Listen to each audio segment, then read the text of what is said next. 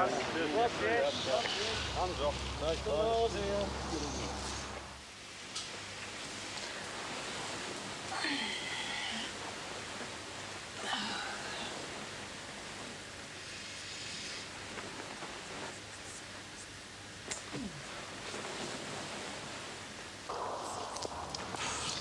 All right, lads. All right, Bob. What's this lot here? Anyone for opportunity knocks? Any frustrated singers or dancers here? How about Bobby Grant and frozen picket?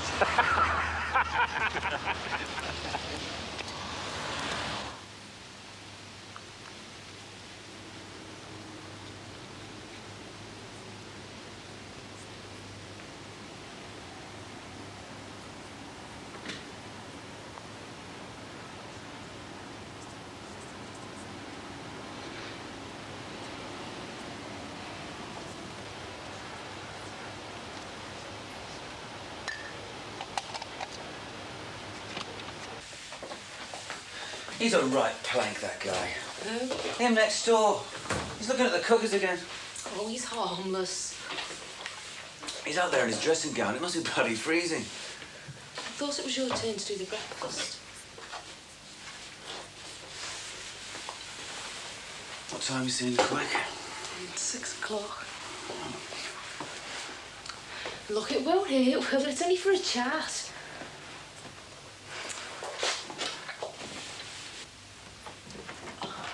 Where have you been?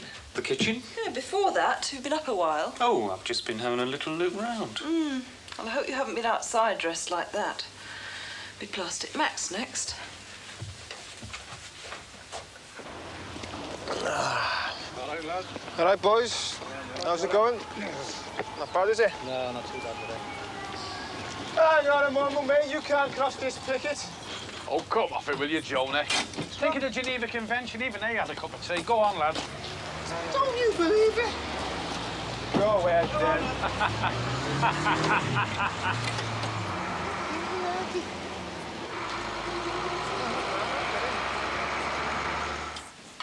Do you just want to get them into trouble? Whose side are you on? Do I have to be on anybody's side? Of course you do. Mine. Well, you could just be making a fuss over nothing. House prices don't just depend on your own house, you know. Really? Really. We have to make sure that this road doesn't drop in status, and that lot out there is a definite decline. Look, we're all new here, and it's obvious the cooker parking is only temporary. How do you know? Could be fridges next week, burnt out cars, washing machines. No, Heather, we have to nip this in the bud.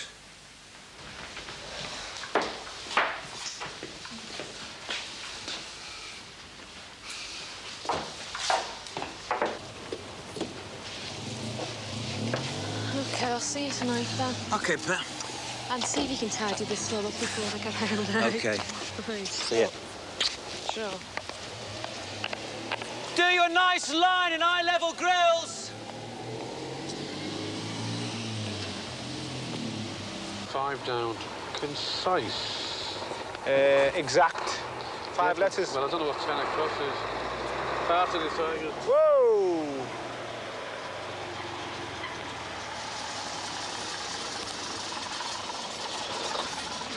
Listen, pal! I'll have to ask you not to cross this picket line. The Transport and General Workers Union have already pledged their support. Sorry, lad, I've only just come back from Cardiff. I didn't know. All right, lad, you'll have to piss off. Why don't you just phone your depot, see what they say? But just you remind them, we know the firm, and when this is over... Oh, Jonah, come on. He knows the score. All right, brother.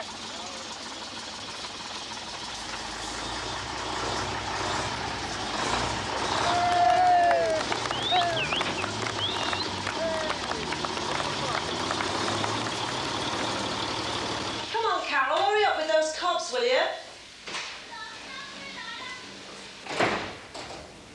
Large home here, please. Where's it all going to end, then?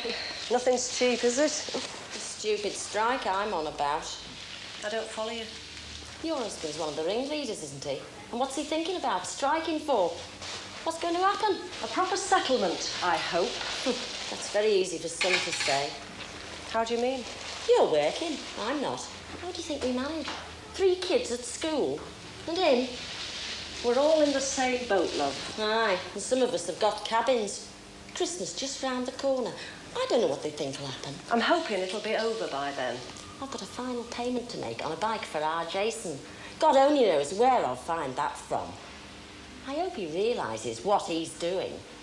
What who's doing? It's all right for your husband having his left-wing views, but he should leave others out of it. Don't you go giving him down the banks, because he's fighting for their rights. Most expensive time of the year and no money coming in. It's stupid. Now, son, are you caught him? Caught him? I'm cutting a bloody draft out here. Now, what would you like best? What do you wish for? I wish you'd warm your bloody hands up.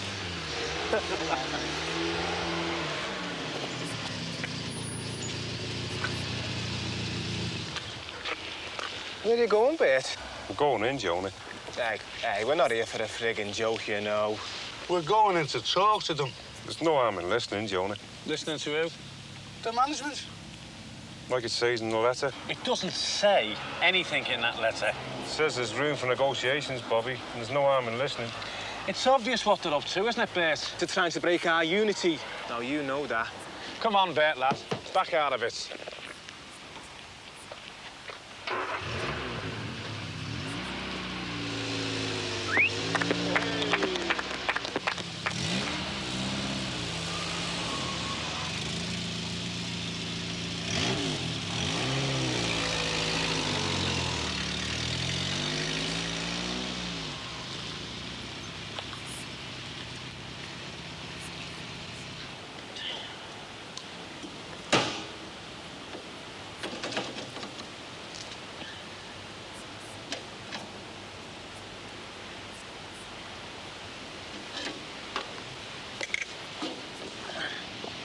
Mr. Taylor?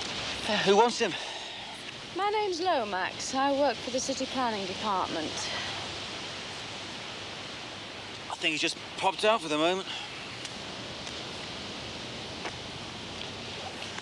Want to do it over some coffee? Come on, then.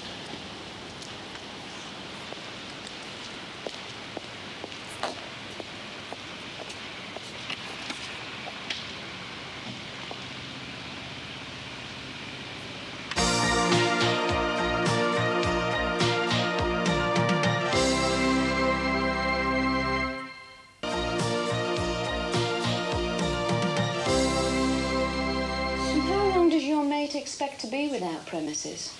Just until you can find new ones. It was a bad fire. It's lucky none of the cookers showed any sign of fire damage. Yeah, well, they were in a different part of the warehouse. Moved for security reasons.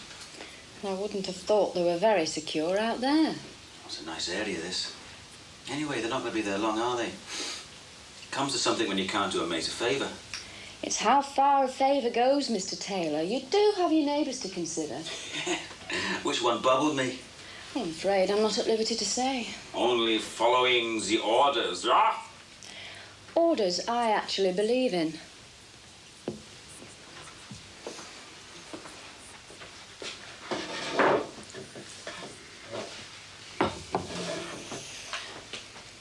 I thought this was democracy. Freedom of the individual and all that. And what about the protection of the environment? The two are equally as important. Not that you are running cookery furnishing as a business. Of course not. But if I was, I don't think it's the business of any nosy neighbours. OK, if I was. If I was bubbled, I'd jack it.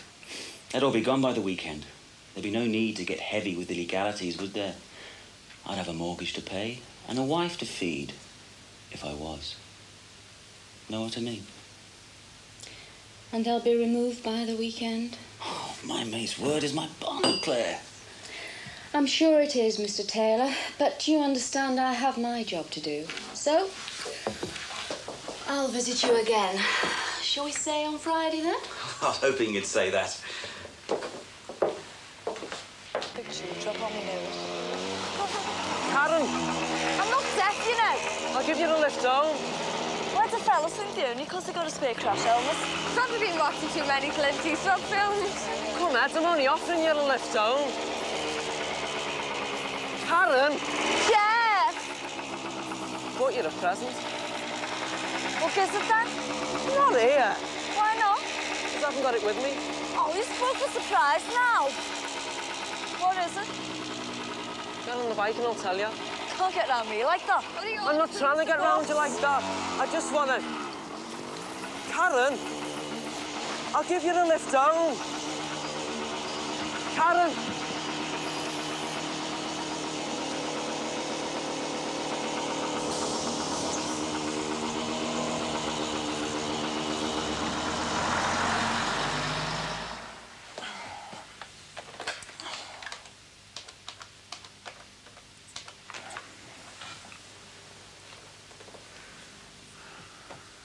Hey, Frank. It's Gav. Yeah, I need some storage space. Well, just for a few days.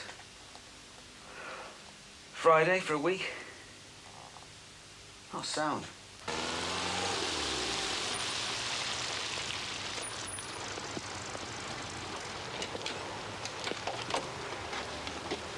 That's Jimmy Harrison there. Yeah. Not here for picket duty either. Just keep it calm, eh, lads? I'll take him out if he tries it, though, Bob. Jonah, we don't want any trouble. All right. There'll be no riots here, Sherlock.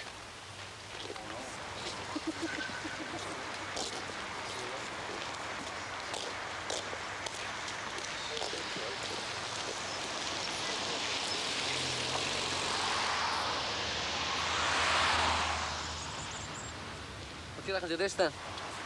It's not worth a bloody carrot. Is it right? I'm not saying anything new, are they, Jimmy? Room for talks. There's always been room for talks, lad, haven't there? Why don't you wait till after Clark sees it?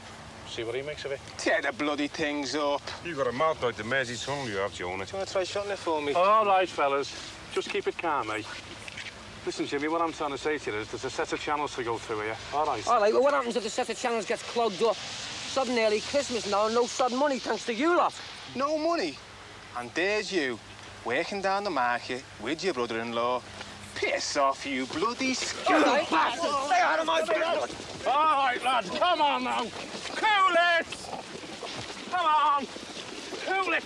Should be ashamed of your bloody self. That'll do. Come on, that'll do. Cool it. It's supposed to be bloody waste now. For the last time, Bears, don't go in. For Christ's sake, man, if you go in there, you'll cause a bloody riot. Just wait till after Clark comes in, he'll sort it out. All right, we don't want to bother with the law. We'll be back when Arthur Clark's here, right? Bloody hell, Bobby, though. I reckon those priests are just looking for an excuse to use that new riot gear. You keep it calm, eh, Jonah, though they will have the bloody riot gear out. Let's wait till after Clark gets in, he'll sort the whole mess out.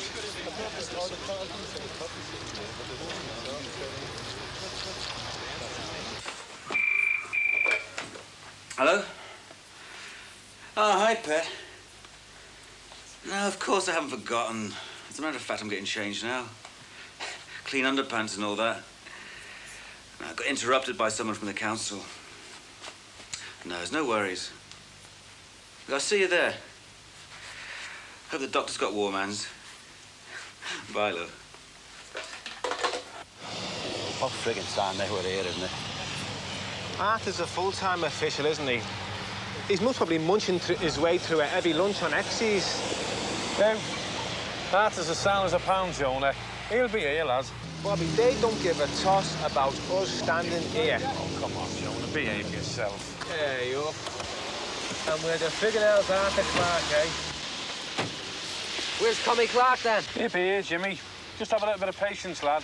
You still want to go in and talk to them, though? It'll only be the ale talking. And you'll be falling right into their bloody hands. Anyway, our only chance here, lads, is that we've got to stick it out together. Your only chance. I'm going in. Not doing yourself any favours, are you, pal? Why don't you just forget about them letters and go home, eh? Bert, why don't you take him home? We'll get it sorted. We're all after the same thing, you know. Saving jobs and a decent wage. Tell to my missus when she's got to go down to social for some sudden wages. At least there is a social.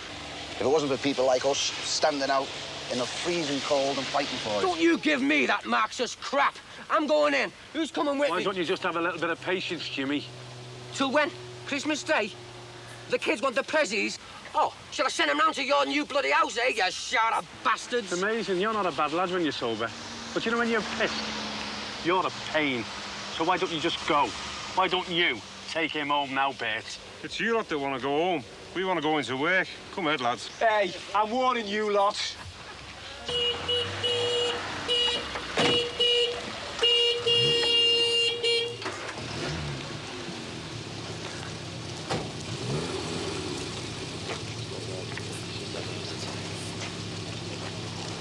What's up, Bob? What's up, being someone to the criminal, have you?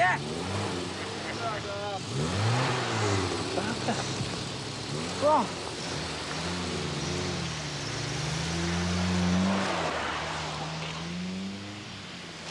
45, please, love.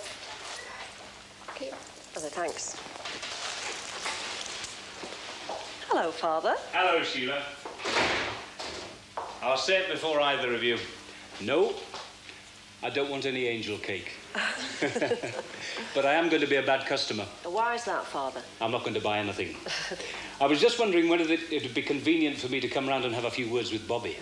Well, I think he'll be in tomorrow afternoon, but I can't be certain. I'll take my chance. I'm due to be round that way sometime tomorrow anyway. It's nothing to do with our Damon, is it? No. There's no mystery about it. I'd just like to know a little bit more about the strike. You see, it's coming up increasingly in conversations in the club. And I'm breaking no confidences by saying that people are expressing one or two worries about it. I think a bit of divine intervention may be a good idea, Father. I don't think there's any need to get head office involved yet. No, I'd like to think of us as an active part of the community and not just men in black suits who work only on Sundays. I think Bobby would be very happy to explain it to you, Father. Fine. Bye-bye, then. Bye. I'm not going this Sunday. Hey, why don't you go to the match with me dad tomorrow instead of me? That's the only time he's in a good mood. I hate this, though, you know. Every weekend, Ma's hanging over you. Makes you feel like you owe something. Yeah. I'm telling my mum when we go shopping on Saturday, I'm going to say, look, I'm not going this Sunday, next Sunday, or any other bleeding Sunday. Hey, nice one, Cags. Stop calling me Cags. OK, Cags. Oh, all right. Hey, what's your new fella's name? Who says I've got a new fella? No one. What's his name? Hey, tell you what, though, if he's got a motorbike, don't tell me mum about that before you tell her about going to Mass. I'm off out. Ta-ra. Well, a lot of people have this sort of problem, you know. And 90% of the people who have difficulty conceiving have physical problems. We don't have any physical problems. No, I'm not talking about anything obvious. My advice to you at the moment is give it more time.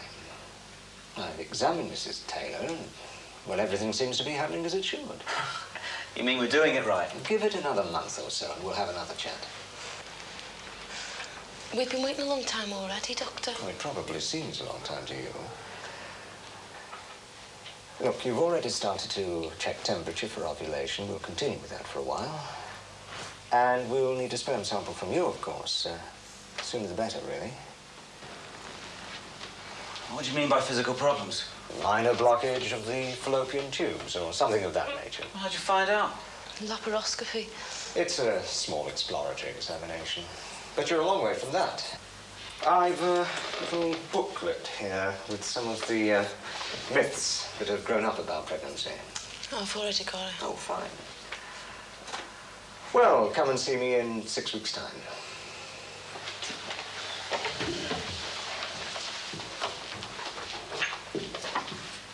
At present, the number of possible job losses isn't known, but it's rumoured to be in the 200 region. The workforce, as you've seen, is deeply divided about the issues, and many of them are worried that the management will simply close the company down. The pickets finally allowed the strikebreakers through after the arrival of a car at high speed bearing bad news. They wouldn't tell me what the information was, but that news had a dramatic effect on one of the conveners, Bobby Grant. With his departure, the picket line seemed to crumble, and the men began...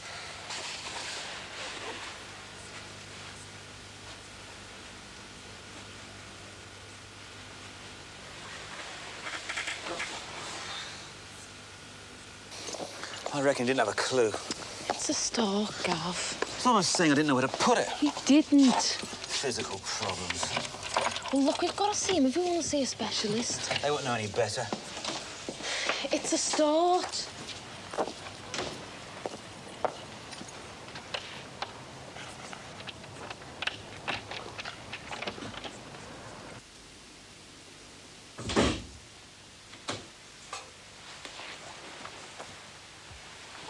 sitting in the dark. Why, the bloke's out there with cameras. What's going on? Bobby, what's wrong, love? Bobby, what's wrong? It's Arthur. Arthur? What about him? Don't answer that door. It's the TV people again. Bloody vultures. What's happened? It's Arthur, Sheila. He's dead.